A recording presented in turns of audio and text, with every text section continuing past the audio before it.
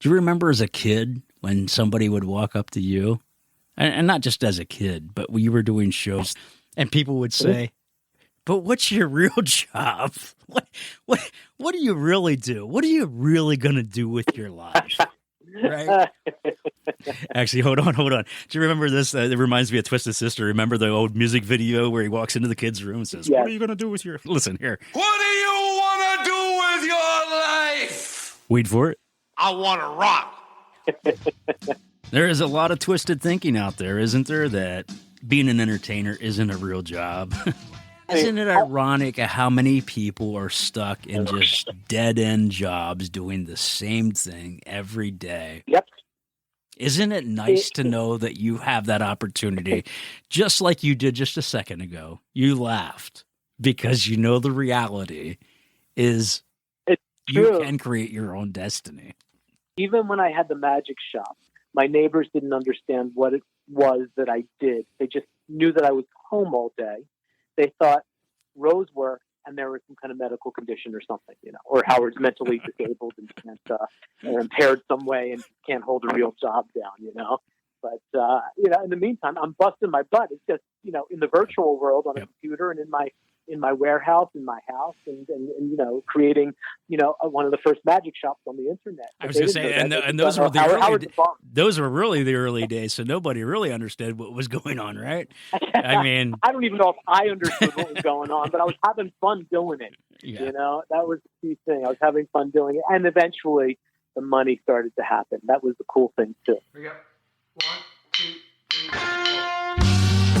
Well, hello. My name is Billy Diamond, and welcome to another episode of the Branding for Entertainers podcast, where, of course, we talk about your visual, verbal, and virtual branding and why it matters. Now, I have a question. You heard a little bit of that intro with my guest today, and I have to wonder if anybody can relate to that. If you are an entertainer, I bet you can, and you're oftentimes misunderstood because people say, well, what is your real job? What do you do? And maybe you're a full-timer and they just don't get it. Or maybe you're going that direction and they say, well, you have to have something else. Well, today we're going to talk about fear and how fear holds us back from accomplishing our goals as entertainers.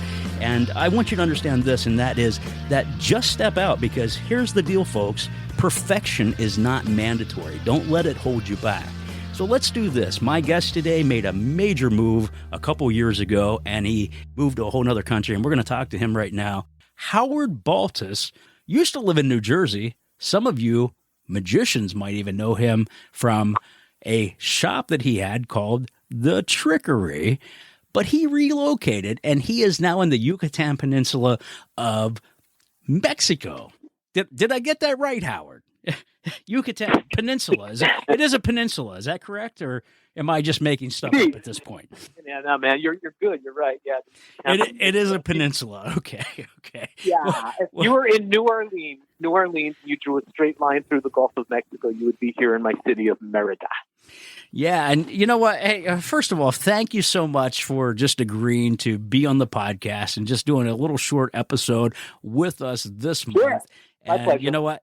We haven't really hit on your story, and you've been on the podcast before, and you've called in and things like that, and we've had little conversations on the podcast. But just to tell us briefly, like, what took you to Mexico? And I don't think you were running from the U.S. government, so let's alleviate that right from the start.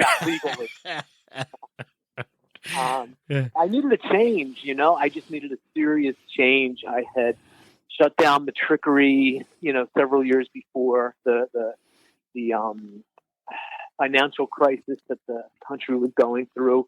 That would have been about, started back in and I'm sorry, 2007, 2008. Okay, 7, 8. Okay. Said, I need to change up life in a big way. Mm-hmm. And where would I want to be? I thought about it for a moment, literally just a moment, and I said, Mexico. Love the people, love the culture, really love the food. And I don't have to shovel snow anymore, which is, always good. That's awesome. So, but what took you there? Had you been there previously? Change necessitates life. Life necessitates change. And I think without it, we become stagnant and just don't move on to whatever the next level is supposed to be. Yeah. So I'm glad that I did it. It was a crazy thing. I never thought that I would live in another country where in the beginning I didn't know the language, had no idea what the money system was all about. It looked like monopoly money to me when I first got here. The culture is completely different. The way of life here is completely different. But for me, different, better. And I like that. Let me ask you this, and I think this is a position like I think a lot of entertainers, not just magicians. You know, you and I are magicians, but there are a lot of entertainers that listen to the podcast, and I think fear holds them back.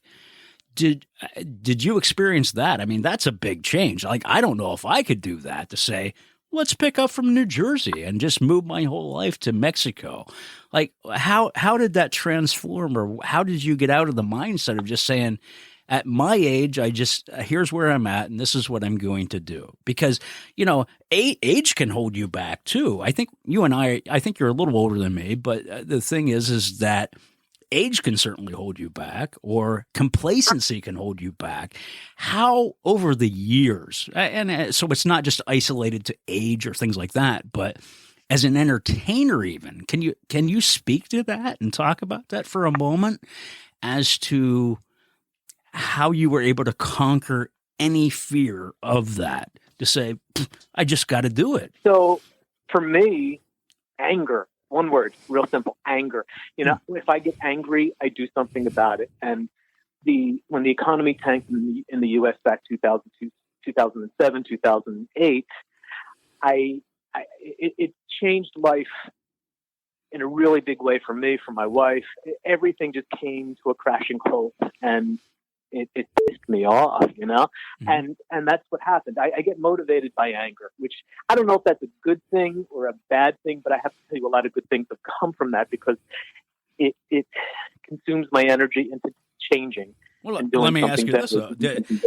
In the long haul, did it make you happier? I think that's a decent question too. Is like, are you happier now than you were then? And do you regret the move, or do you say, it was the best thing that ever happened? And, you know, I still have these struggles, but it was the craziest thing that I ever did, really, because, you know, the fear of, again, making a major change, sometimes it's overwhelming. However, it was the best thing that I ever did in my life. It was a learning experience, and still is. I've been here now for 5 years full time. My wife just joined me out here a year ago for full time. She got not stuck here, but she chose to be here, you know, with the pandemic. It seemed safer here. We're locked away in our own little fortress and stuff. And you know, for her, she's going through some of the same changes that I went through that weren't overly easy in the beginning. She was away from you for how long? Well, she had a job in the city in New York, and we had a house in New Jersey. So she would bounce back and forth between Merida and New Jersey. She also traveled around the country, sometimes around the world, for her job. So she'd be gone for weeks at a time anyway. So we would just see each other sporadically, which, you know, I think we've been together a long time. So, you know, I think that helped save the marriage. Don't tell her I said that. And but just a little side note to that too. A lot of entertainers face that, right? If you are a full-time performer, you know, this person has this career and they're doing this thing and they're gone for many weeks at a time. And so you've kind of gotten used to that over the years, and especially with you and Rose, I'm sure it's like, you know, she has her career, you have yours, and not much different, right? No, I mean, we have a great life together, but we also have separate lives. And we've been together long enough, and the relation just works really well where we can be apart and then come back together. It's actually even better when we get back together again if we've been apart for a couple of months. You know, it just works better that way. Sure. Did you find that because of the distance or a whole different country, Mexico versus the U.S., did that have any bearing, or was it just a geography difference that didn't matter because you've already done it in your past and done it as a married couple even? I think, you know what, in all seriousness, no, it didn't really matter much. The only thing that was a little bit weird, my mom is still around. She's 87, going to be 88. She lives in Philly, and being this far away from her was a little bit weird, but we still talk almost every day. And at 88, she gets online and she does the whole video chat thing, which still messes my head with my head. You know, it's weird seeing, you know, your mom on on video. I'll tell you a really quick story. When she first joined Facebook, I don't know why still to this day, but I went to her wall and there's a huge picture of me, my face on her wall. And there was just one word underneath it and it just said, "Don't."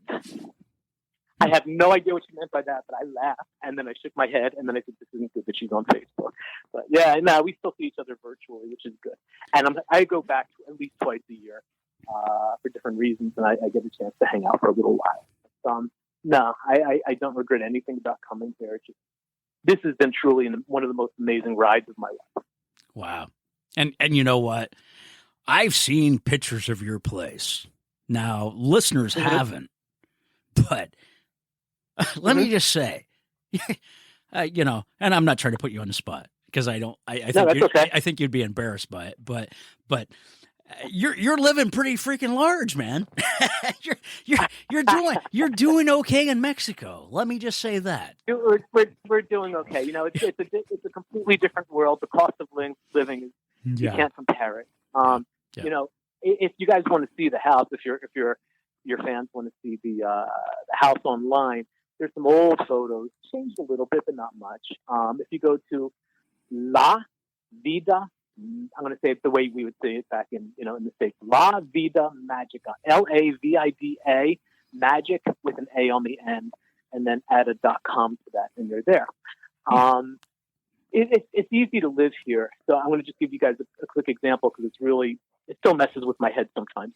If you bring in $1,000 clear a month and you find a place to stay, you can live okay. If you bring in $2,000 a month clear, you can live rather well. And if you're doing anything more than $2,000 a month clear, you can live like royalty if you want to. Of that. Wow. Yeah. It's here I'm going to give you one more example because this is great.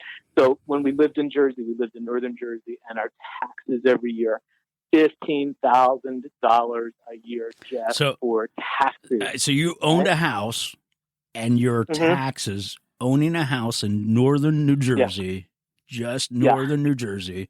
So not even New York, New Jersey, northern New Jersey. New Jersey. $15,000 a year.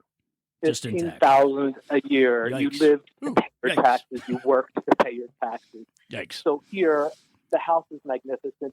It's also a big house here. But I pay, are you ready? Mm-hmm. I pay a little over $125 a year for my taxes. Oh my gosh. Wow. My property taxes, $125 a year. Wow. Yeah, it's a big difference. Now, saying this, I can't command $500 or $1,000 an hour to do a magic show. That won't work here. It can work, occasionally, but for the most part, in most of Mexico, especially where I live, it won't, because my neighbors could never afford to see something. The average wage here that they make, average wage here, is $35 a week. For that $35 a week, you can go far on that. It's if you dine locally, you don't go out to the tourist restaurants, which aren't expensive to begin with, but they're still a lot pricier than going to they call them cocina, casino económica, cheap kitchen, where you can go in and you can actually have lunch for 4 people and maybe pay $2 to $3 for two to four people, $2 to $3 for 2 to 4 people, and you can eat well for that with all local food. So yeah, it's a different lifestyle here for me. Like I said, it's a better lifestyle, but it's also about the people here. And let me ask you this: you didn't move to Mexico for the money to be a performer, obviously. No, right? No. I just needed a change. I needed to slow down a little bit. I grew up in Philly, lived really close to New York, so everything was about control in my life, with my businesses, with life in general, and to be honest, control freak, and that's good in business to a degree. But it stresses you, it taxes you, it destroys your inside when you're like that. It's opposite here, where here's the example. When I want something, I want it yesterday. That's all my life I've been like that, especially when it comes to business. If I want something, yesterday. But here, if you want something today, it doesn't work. Tomorrow, maybe, possibly next week, maybe a couple weeks. It's a different, I'm going to say there's no sense of urgency from most people here, which is interesting, and it was a really difficult to get used to the first year. But after a while, you realize, you know what? Most of the people that I've met here have a lot less than I do. My neighbors don't have air conditioning. They don't have hot water. They don't have an oven. And that's typical for probably 90% of the people that live not far from where I live. Mm-hmm. All the things that you and I, the listeners, we all take this stuff for granted. But they're happier than we are. And I'm saying that in general, but they have a better quality of life. And even the elderly people that I see here, man, they've got more energy than I do. They live well. And I think it's because of a lot less stress. Let me ask you this, though. I mean, yeah. I have magician friends that I know in Hawaii. And Hawaii is a lot different than Mexico, for sure. Sure. But it's kind of the same. It's kind of that same mentality where, you know what, it's just a slowed down pace. And, Hawaii is obviously, part of the U.S., but an island, the islands of its own, these people, it's just and I talk to those friends, and it's the same exact thing that I'm talking to you about, where you're saying, yeah, it's just a whole different pace. So it is. So what do you I don't know. I don't want to get off on a big bunny trail on that whole theory and that whole thinking, but and obviously you're happy doing that. They're happy doing what they're doing. I guess to keep it along the lines of the podcast is you're obviously happy doing what you're doing, making less money. But I don't know. I don't know if I would go that far. Well, no. Now, folks, just to interject here just for a moment, what I was trying to say to Howard was not so much not making the income that you're comfortable with. I was talking about it in the lines of show business, because he had already said, well, you can't make that kind of money in Mexico as you can in the States. So I was referring to the entertainment industry, not so much income in general. But let's bring it back around, because Howard does explain this just a little bit further. So the trick is, trying to live in an area that, like I said, is very inexpensive to live, and you can live well. But the trick is to also try to maintain, an income that you did back in the States, that I did back in the States. Well, sure. So you may not have heard of Howard Baltus or the Trickery, but here's a guy that has had a career for a long, long time in the world of magic, doing what he loves to do. Expand on that. Magic has been really good to me most of my life. I've been involved in magic in some way or another, whether it was performing, manufacturing, retailing, wholesaling, all that kind of stuff. Just a great ride that we've had. And I've always been in and out of things. I'll stay with something for 10 years and then I move on to something else, because, again, life is about change. That's always the way it's been with me. Absolutely. You have that choice to change, and it is about change. It's about shift, right? And yeah, but most people don't get that. Most people, they don't look at things and say, you know what, I can do this. I just need to just do it and not think so much about it. That was my problem with a lot of things as well. There was a long time that I did retail management for a deep discount drug chain, and I learned a lot about business. I learned a lot about life and experiences. However, I hated it after several years, and I couldn't see a way out, because I had a mortgage payment, I had a car payment, I had bills that were piling up from this, that, and the other. I'm going, I just can't get out. I got to stay here. I got to pay the bills. I got to eat. I got to live. I got to blah, blah, blah, blah, blah, blah, blah. And all of a sudden, I'm miserable, and there's a deep, dark depression, and you just want out some way. So there is a way out. Most people just don't realize you can do it, because there's a fear factor involved. And it's trying to get over that fear factor to jump into a new game. David Bowie, I'm a really, really big fan of David Bowie. And I've listened to a lot of interviews with him. He's also one of the reasons I love change. It really is all about change. But he said something. He said, you need to go out into the waters where your feet can't quite touch the bottom. And when you're in that uncomfortable moment where you're not thinking, but you're not swimming, then you know it's the right moment and you're about to go to that next level, whatever that is, and expand yourself, expand your horizons, and do that one thing that's greater that, maybe you haven't done before. That's really great stuff, and I actually was able to find that interview. So let's just take a listen to that little clip of what he does say, because it's really something, especially if you're an entertainer and you listen to this, you'll get it. The other thing I would say is that if you feel safe in the area that you're working in, you're not working in the right area. Always go a little further into the water than you feel you're capable of being in. Go a little bit out of your depth, and when you don't feel that your feet are quite touching the bottom, you're just about in the right place to do something exciting. That's what it's all about. Like here, perfect example. I've done magic all my life. I've done a couple of illusions. I've sold illusions. We've manufactured things. However, I've never put together a full-blown illusion show with dancers, art. I am so out of my comfort level. It scares me. It really does, because it's something I've never done before. I'm not comfortable with it. There are frustrating moments with it. There's self-doubt, obviously, that goes with along with anything that's new. Absolutely. Yeah. I need to do it. I want to do it. This has been something on my mind for more years than I can count. Philadelphia public school system, I can't count that high. So it's something that needs to be done. And I know I'll get over the little humps that I need to get over, and the things that I don't know, I will learn. I've got a great team that I put together along the way. And my Spanish improves. That's the biggest thing for me here. The biggest challenge is doing a full show in Spanish, because I'm not fluent. I can talk without a translator. I can hold my own for a long time. But some of the things that I rattle off very quickly or patter, sometimes it's ad-lib. Still working on that in Spanish. That's a great thought. So you moved there. You might have known a little Spanish, but you had to learn how to adapt. And I think that's really an amazing thing on many levels, not just with your show, but as a business, to say, you know what, I have to adapt to them. You know what? I think this is really good content if you stop and think about it for a listener, because we have to learn how to adapt to our audience. What did that mean for you? I picked up and moved, and guess what? I don't want them to be what I want them to be.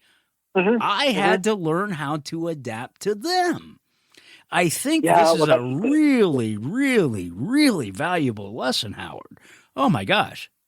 I'm just going to shut up. I'm going to let you talk, because I think it is a great lesson for any entertainer, not just a magician, but any entertainer. So, for as many times as I've gotten up in front of the public and done shows, done speaking, there's that nerve factor that I think we all go through from time to time. But I would get stressed out to the point just thinking about going to a supermarket alone back in New Jersey, but I would have panic attacks.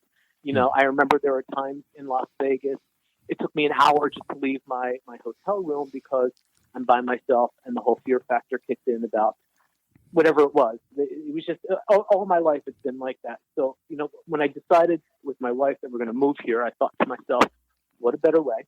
There is no better way. What just an incredible way to get over some of the fears and some of the things that caused panic attacks in my life. To be in a foreign country where I didn't know the people, we didn't know anybody here.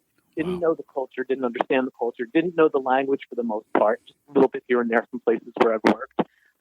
Had no idea what the money system was like.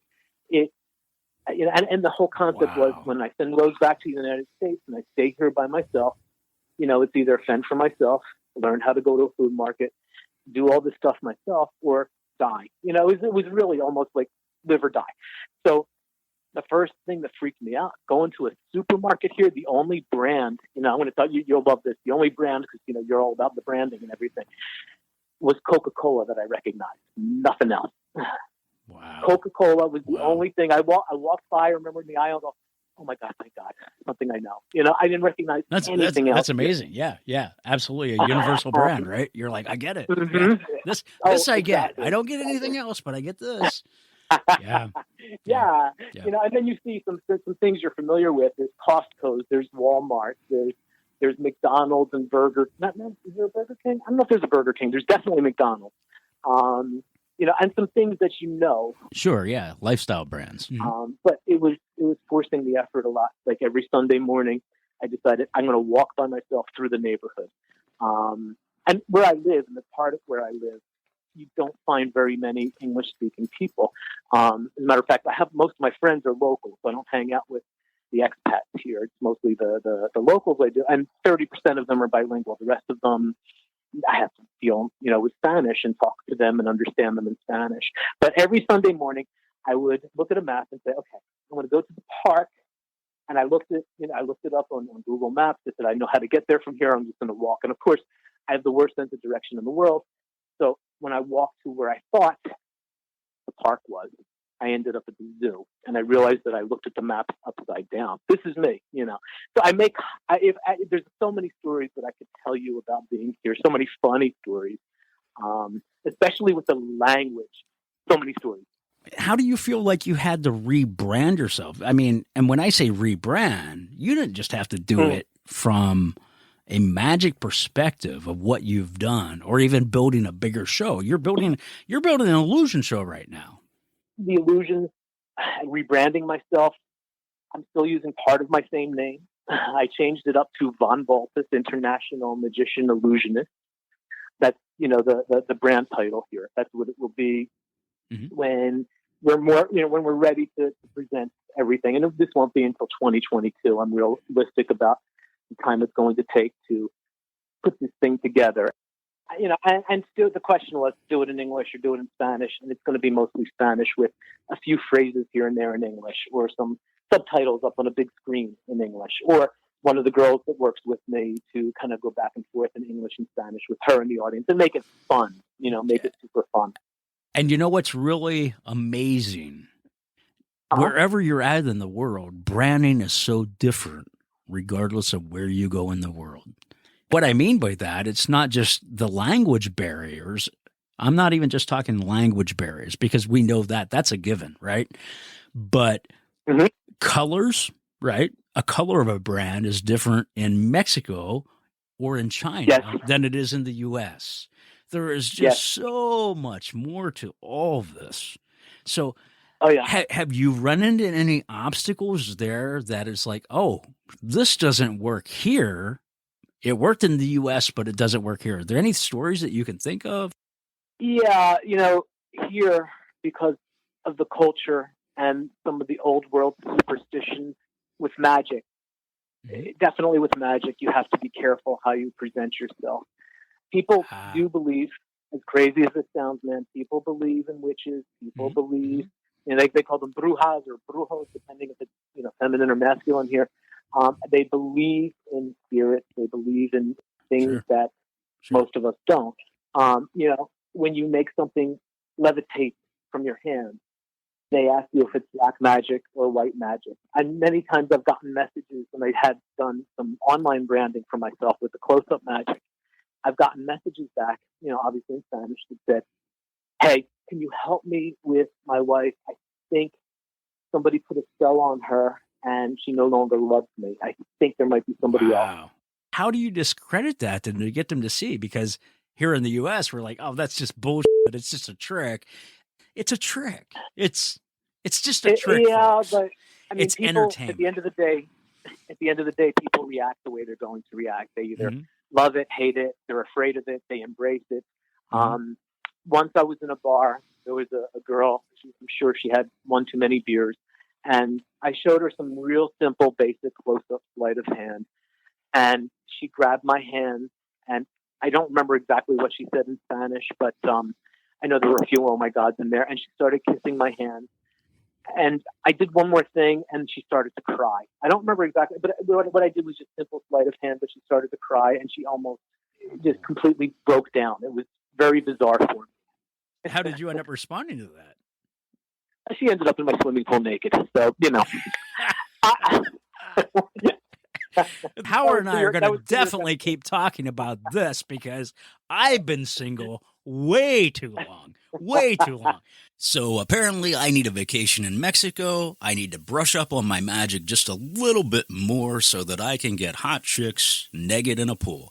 Jeez, how do I recover from this, and where do we go from here? So yeah, all joking aside though, let's kind of move on, Howard. Is there one really great piece of advice that you would let just anybody who's listening right now know that you're like, boom? Yeah. Two things. Keep your message simple and redundancy. You got to keep doing the same thing over and over again. Different venues. Yeah. You know, you've got print venues. You've got obviously online venues, which you reap the most from at this point. There are areas where you can do television and radio as well that are inexpensive, like it is here, although I haven't gone that route yet, but I will. Mm-hmm. But it's doing it over and over again. It's, you know, you do something once or twice, 3 times, you go, I don't know, there's not a great reaction. You've got to keep doing it again. You know, redundancy is the biggest thing, and your message has to be simple and not overly complicated. Do you think the same applies of not just from the stage, but even from a marketing and a branding standpoint? Could that exactly? be said Yeah, as well? Yeah. That's the one thing that's consistent is redundancy. Mm-hmm. You know, people don't respond the second, third, or fourth time they see something. Yep. It's maybe the 5th, 6th, or 7th time they might respond. They might pick up a phone to call or send an email or fill out a form to contact you. You know, the reaction time isn't immediate. Absolutely. And in marketing, those are called touch points. So it's again, repeated behaviors, repeated messages, and in time it comes through. And that's just an old concept in any type of marketing or advertising, but it still applies today.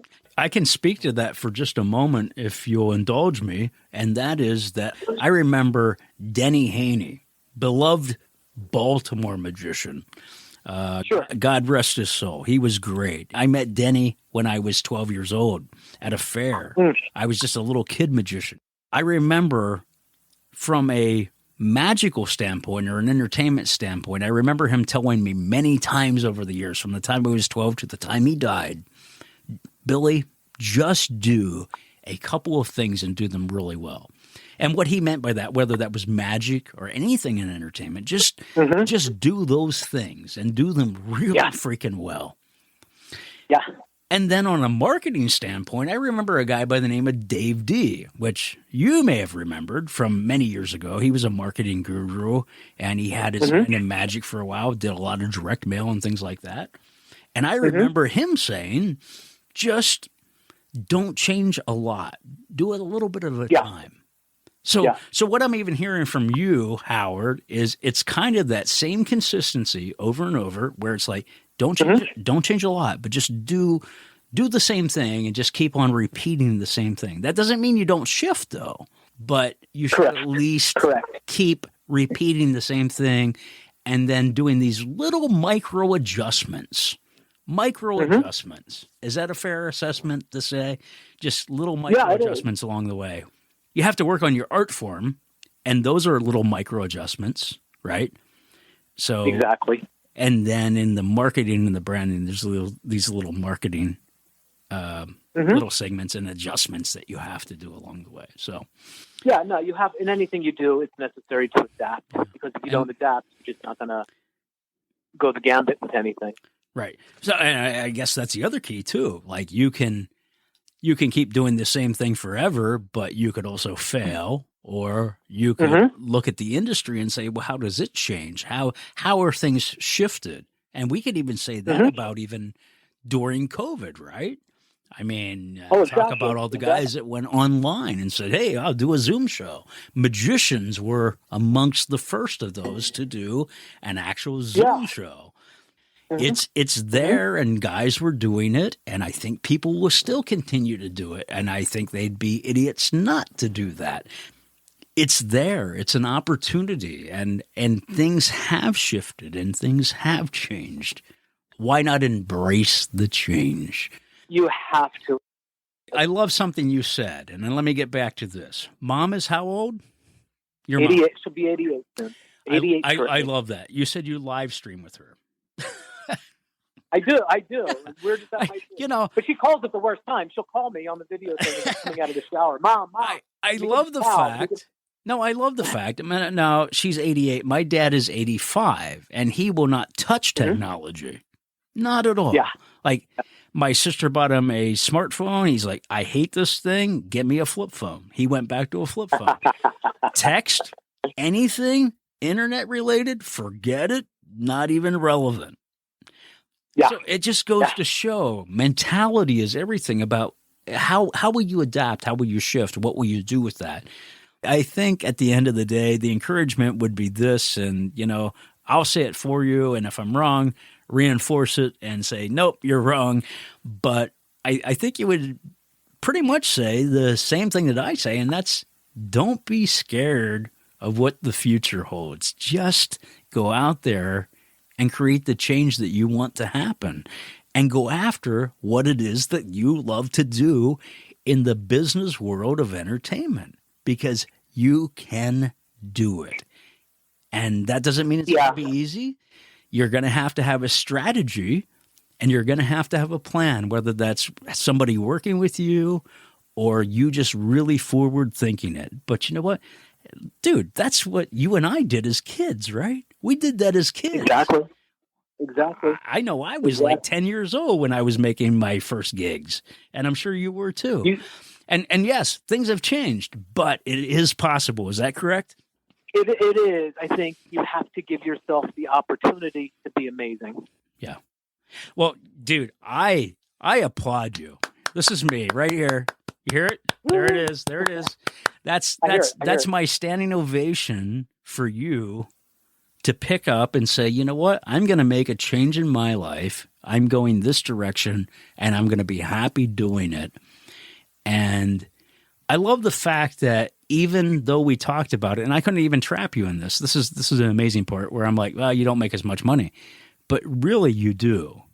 Economics is economics, regardless of where you're at in the world. Exactly. And we'll get back to that just for a second, and that's that economics are economics. You know, it's cheaper to live there, but you really are. You're living high on the hill, and you're happy. That's the cool part. Yep. You're happy doing what you love to do. And really you are making money at the end of the day. Sure, you're not making thousands, but you don't need thousands to live, to be happy. You don't. Mm-mm. No, the thing here now, we're trying to figure out, we have a theater that we moved into with all the illusions, and we have to figure out what the market would bear here for tickets. Mm-hmm. It's not like New York.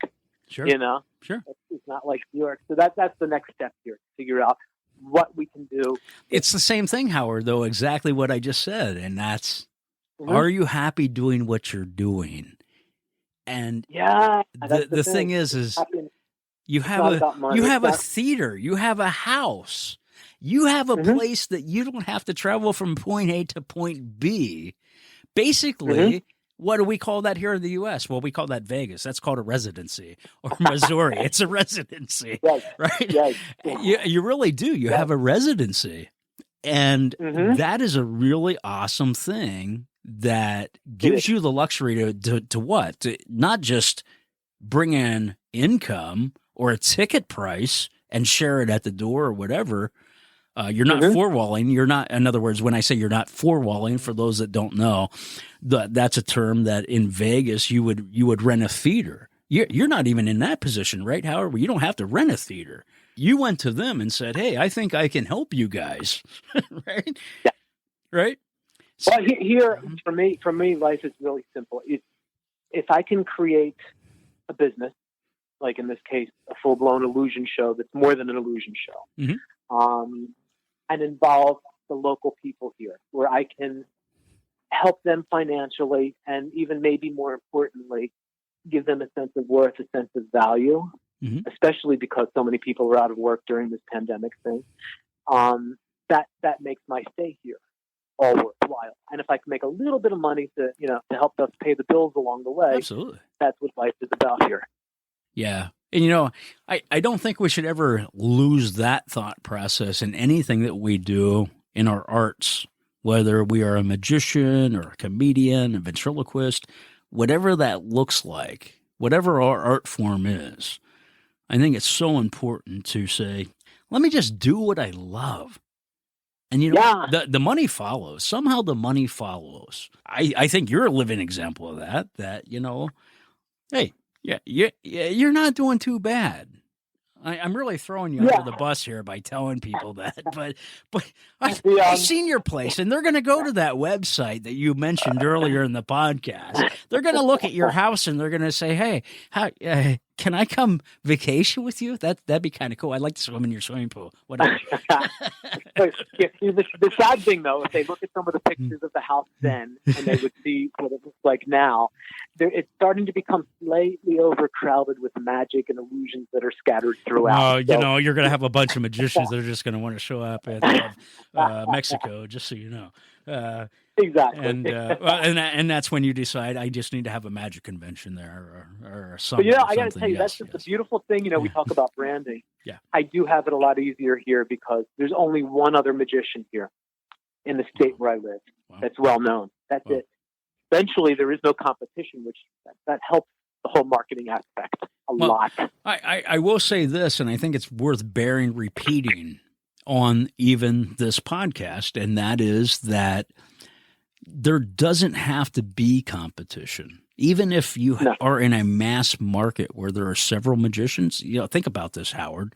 When you were back in New Jersey, how many magicians, and I'm not saying name names, I'm just saying if you had to think for a moment, how many magicians do you think were in your just little saturated pool where it's like, you know what, I can do this cheaper than you, or I can, how many do you think there were?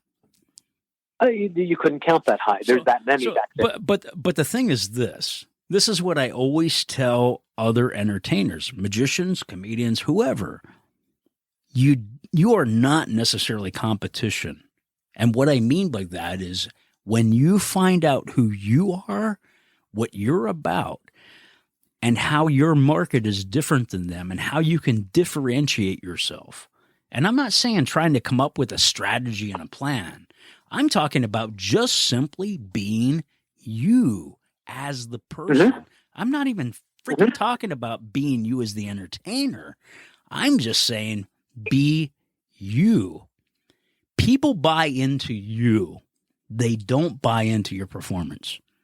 And I don't care what anybody says. And I shouldn't say that. Let me rephrase that. Yes, they do buy into your performance. You can be a great magician. I mean, you would buy David Copperfield over a nobody if you could afford David Copperfield.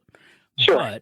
But the thing being is people will first buy into who you are and what you're about and what you believe in, as opposed to anything different where it's just this Joe Schmo doing a magic show.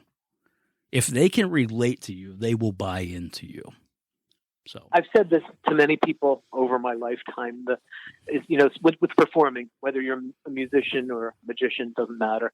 The trick is to get people to like you, and if they like you, they're going to like your magic. They're going to like your music. They're going to like your art. Absolutely. And that's the biggest thing. Yep. You see how I worked that in the whole magic thing? I said the trick is, we're magicians, right? Okay, shut up, Howard. But it is true. And that doesn't mean you should suck at your craft, right? It just means that people will forgive you because all of a sudden there's this human element to it as opposed to just, and you know what? I think sometimes in our career, and I think this is really a magical thinking, or not a magical thinking. I think this is really a good place to really stop and ponder about the philosophy of this. I think that so many times you can get stuck in your own head. I have to be perfect. Everything business-wise, everything in the show, it all has to be perfect. And I have to persuade people, and I have to give them that perception. And if they don't see that, then I'm not living up to that. I think my best shows were my absolute best shows were when I went off script, and when something maybe didn't work quite right, or something I planned went in a completely different direction. Those were the best shows. Yeah, and it doesn't mean you shouldn't strive for those, right? But But the bottom line is if people, I guess my point being, if you get people on your side and they can see the emotional side and the humanity side of who you are outside of an entertainer, man, it's amazing. The flip that occurs, because now all of a sudden they are your cheering section, and they don't care how bad you screw up. And like I say, I'm not saying go out of your way to screw up or to be a mediocre comedian or a mediocre ventriloquist or a mediocre magician. I'm just saying that for some reason, when we can convey, it's no different than a movie and making a connection, right?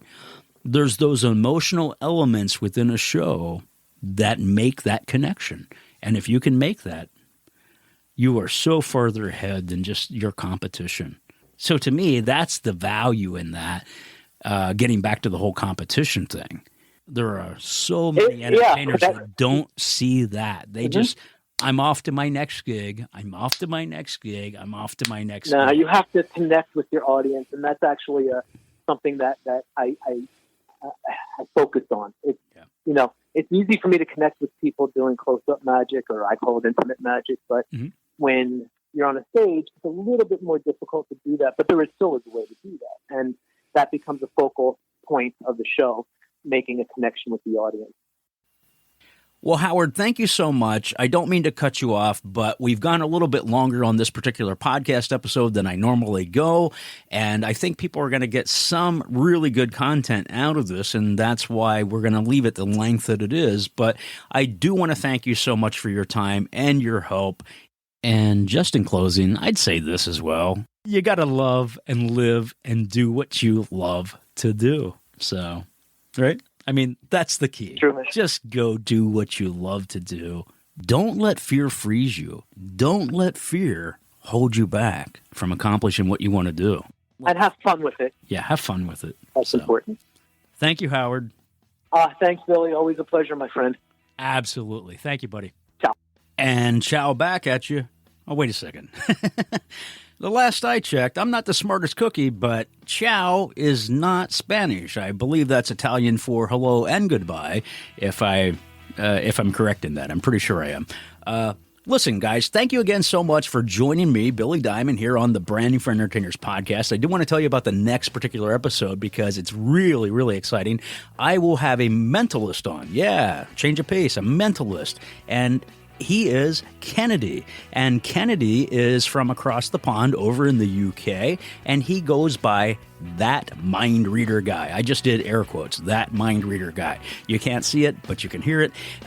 Kennedy is not only a great entertainer, but really knows his stuff when it comes to marketing. And we're going to talk about pricing. We're also going to talk about how to get paid on time. Boy, don't we all like that when we get paid on time. If you have mouths to feed, you have bills to pay. Well, that's pretty much all of us. Maybe you don't have mouths to feed, but we all have bills to pay. And it's so important that we get paid on time and we get paid properly. And talking about even pricing structure as an entertainer. And that, that can be all over the board depending on what kind of entertainer you are or what market you're in. These are the things that we're going to talk to with Kennedy.